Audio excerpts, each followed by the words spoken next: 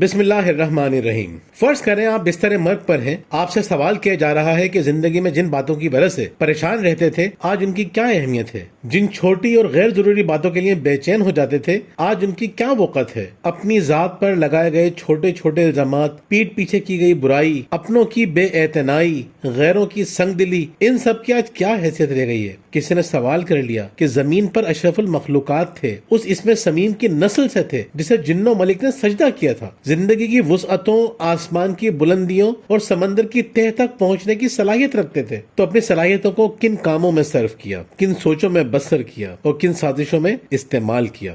وقت گزرتا جائے گا، حالات بدلتے جائیں گے، ہم مر جائیں گے، ہماری اولاد بھی مر جائے گی اور ان کی اولاد بھی، ہماری ہڈیاں بھی گل سڑ جائیں گی، ہماری اولاد کی بھی اور ان کی اولاد کی بھی۔ اتنی عظیم ترین زندگی فضول خیالات اور گھٹیا افعال کے لیے نہیں دی گئی۔ زندگی پرخلوص انداز میں بامقصد کاموں کی تکمیل میں لگ جانے کا نام ہے۔ زندگی محبت کرنے اور محبت پھیلانے کا نام ہے۔ زندگی معاف کرنے اور لوگوں کی خطائیں بھول جانے کا نام ہے۔ زندگی اپنی غلطیوں پر اڑ جانے کا نہیں، انہیں تسلیم کر کے سدھر جانے کا نام ہے۔ زندگی لوگوں کو اس بات پر قائل کرنے کا نام نہیں ہے کہ وہ کتنے غلط ہیں۔ زندگی ہمدردی اور ہنرمندی سے ان کی راہ میں سے حائل رکاوٹیں ہٹانے کا نام ہے۔ زندگی خوش رہنے، خوشیاں بانٹنے کا نام ہے، ان صلاحیتوں کی مدد سے جن سے رب کائنات نے ہمیں نوازا ہے۔ فرض کیجئے آپ اپنے کسی عزیز کو بہت قیمتی تحفہ دیں، وہ تحفہ لے کر خوشی کا اظہار کرے اور آپ کے سامنے ہی تحفے کو ڈسٹ بن میں ڈال دے، آپ پر کیا گزرے گی؟ تحفہ محبت کے اظہار کا ذریعہ ہے اور اسے استعمال کرنے کے لیے دیا گیا ہے۔ یاد رکھیے، زندگی قدرت کا حسین ترین تحفہ ہے اور تحفوں کی ناقدری نہیں کرنی چاہیے۔ زندگی کو پریشانی اور فکروں کی نظر نہیں کرنا چاہیے۔ چھوٹی موٹی چیزوں کے لیے پریشان نہ ہو۔ یاد رکھیں، تقریباً تمام چیزیں چھوٹی موٹی ہی ہوتی ہیں۔ پریشانیوں سے نجات چاہتے ہیں تو دو طریقے استعمال کریں۔ اگلی مکمل ویڈیو اسی موضوع پر ہوگی انشاءاللہ۔